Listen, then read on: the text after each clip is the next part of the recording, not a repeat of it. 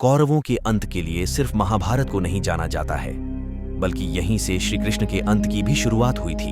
श्रीमद् भगवत गीता के अनुसार बेटे दुर्योधन की मृत्यु से दुखी गांधारी ने ही कृष्ण को मृत्यु का श्राप दिया था। मान्यताओं के अनुसार सालों पहले मर चुके कृष्ण का दिल आज भी धरती पर धड़कता है।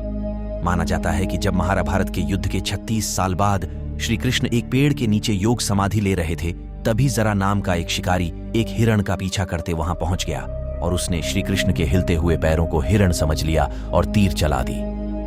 शिकारी श्री कृष्ण के पास पहुंचा और अपनी भूल के लिए कृष्ण से माफी मांगने लगा।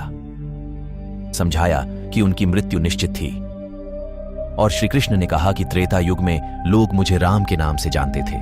राम ने सुग्रीव के बड़े भाई बाली का छिपकर वध किया था और इतना कहते ही कृष्ण ने अपना शरीर त्याग दिया। श्री कृष्ण की मृत्यु के बाद ही कलयुग की शुरुआत माना जाता है। इसके बाद अर्जुन जब द्वारका पहुंचे तो उन्होंने देखा कि कृष्ण और बलराम दोनों ही मर चुके हैं। दोनों की आत्मा की शांति के लिए अर्जुन ने उनका अंतिम संस्कार कर दिया।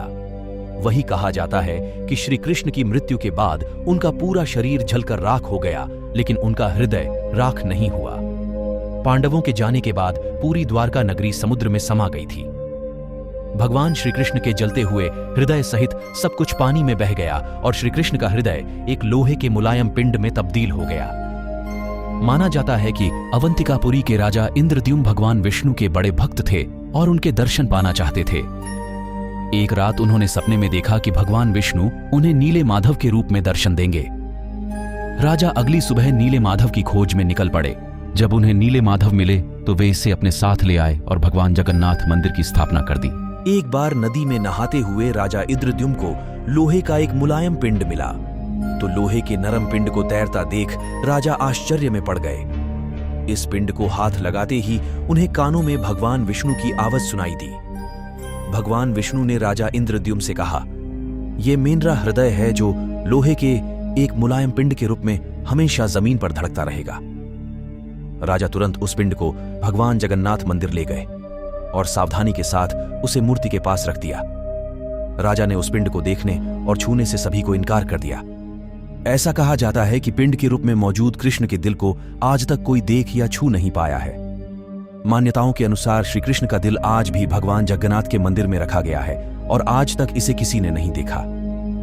नकलेवर के अवसर पर जब 12 या 19 साल के अंतराल में मूर्तियों को बदला जाता है तो पुजारी की आंखों पर पट्टी बांधी जाती है। भगवान श्री कृष्ण का हृदय आज भी श्री जगन्नाथ मंदिर की मूर्ति में मौजूद है। भगवान के इस हृदय अंश को ब्रह्म पदार्थ कहते हैं। भगवान श्री जगन्नाथ की मूर्ति का निर्माण नीम की लकड़ी से किया जाता है और हर 12 साल में जब भगवान जगन्नाथ जी की मूर्ति बदली जाती है तो इस ब्रह्म पदार्थ को पुरानी मूर्ति से निकालकर नई मूर्ति में रखा जाता है। जब इस रस्म को किया जाता है तो उस समय पूरे शहर की बिजली को काट दिया जाता है।